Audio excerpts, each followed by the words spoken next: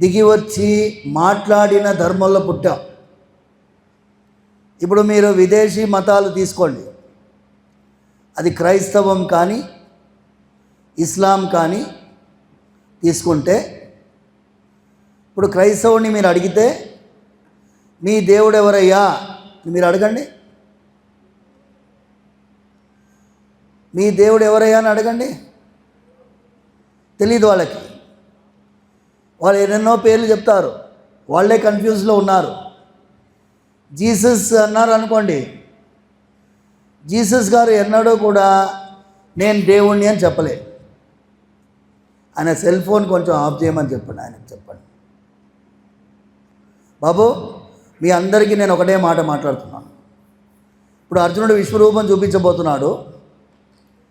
శ్రీకృష్ణుడు అర్జునుడికి విశ్వరూపం చూపిస్తున్నాడు. అర్జునుడు ఏం చేయాలి? చూడాలి. అర్జునుడు కనుక వాట్సాప్ కొట్టిండు అనుకో, శ్రీకృష్ణుడు ఏమనుకుంటాడు? ఏమయ్యా, నీకోసం నేను విశ్వరూపం చూపిస్తున్నా, నువ్వు వాట్సాప్ చూస్తున్నావు అనుకుంటాడా లేదా నాయన? సెల్ ఫోన్లన్నీ ఏమనుకోకండి, ఈ అరగంట ఫ్లైట్ మోడ్లో పెట్టండి. ఎవరైనా కానీ, ఎవరి ఫోన్ అయినా మోగితే, ఎవరి ఫోన్ అయినా మాట్లాడితే, నేను చిలుకూరు ఎంతమంది వచ్చినారు మీరు? నా గురించి మీకు తెలుసు కదా, చిలుకూరులో గుంజీలు తీయించిన మొన్న ఒక డీసీపీ గారికి. డీసీపీ గారు ఆంధ్రా నుంచి డీసీపీ గారు వచ్చినారు. ఆయన గన్మ్యాన్ ఉన్నాడు, ఆయన ఫోన్ మాట్లాడిండు. ఇక రావయ్య, విశ్వరూప సందర్శన యోగం నేను చెప్పిస్తున్నా, నువ్వేమో ఫోన్ మాట్లాడుతున్నావు, నువ్వు మర్యాదగా రా అని చెప్పి గుంజీలు తీయించిన. నో ప్రాబ్లం స్వామి, తప్పైంది అని చెప్పి తీసిన. మనం అందరం అర్జునుడిలా మారాలి, సరేనా నాయన? ఇప్పుడు నేను విషయానికి వస్తా. వేరే మతానికి మనకి ఉండే తేడా చెప్తున్నాం. ఇప్పుడు ఇస్లాం వాళ్ళని అడిగిండు అనుకోండి, ऊपर वाला कैसा रहता नहीं मालूम, ऊपर वाला किताब दिया मैं आपको दिया అన్నాడు మొహమ్మద్ ప్రవక్త. ఖురాన్. భగవంతుడు ఎలా ఉంటాడో తెలియని వాళ్ళు, భగవంతుడు ఎలా మాట్లాడతాడో తెలియని వాళ్ళు. నేరుగా భగవంతుడు దిగి వచ్చి మాట్లాడిన ధర్మం ఏ ధర్మం? అది వినిపించలే. ఏ ధర్మం అది?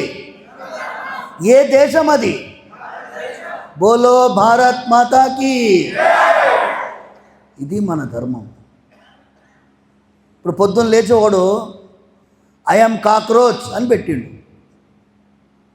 నేను అడిగిన వాడిని ఫోన్ చేసి, చిలుకూరు భక్తుడే వాడు, ఏరా నువ్వు బొద్దింక ఎట్లయితావురా?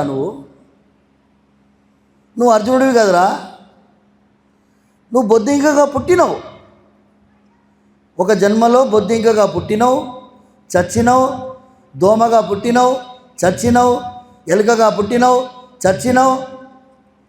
ఇప్పుడు నేను బొద్దింక అంటే ఎట్లనయ్యా? You are not cockroach, you are Arjuna. నీ మనసులో నేను అర్జునుణ్ణి అనేటటువంటి భావన తీసుకురావడం కోసమే ఈ భగవద్గీత.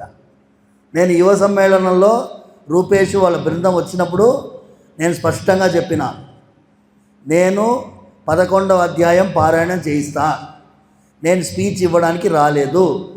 మీ అందరితో ఈ పారాయణం చేయించి మీలో ఉండే పోలియో, మీకు వికలాంగులైనారు మీరందరూ. వికలాంగులు ఏమైనారు? మన గుణం తెలియదు, మన శక్తి తెలియదు, మన పవర్ తెలియదు, మన కెపాసిటీ తెలియదు.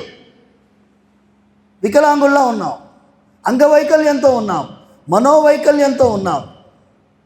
చిన్నప్పుడు మీరందరూ ఈ పిల్లలు పోలియో డ్రాప్లు వేస్తారు, సండే వేస్తారు. మొన్న సండే రోజు చిలుకూరులో పోలియో డ్రాప్ వేసినాను. అయితే ఒక 3 ఏళ్ల పిల్లోడిని తల్లి ఎత్తుకునింది. ఆ పోలియో డ్రాప్ వేయడానికి నన్ను పిలిచినారు. పంతులు గారు మీ చేత్తో మొదటి డ్రాప్ వేయండి అన్నారు.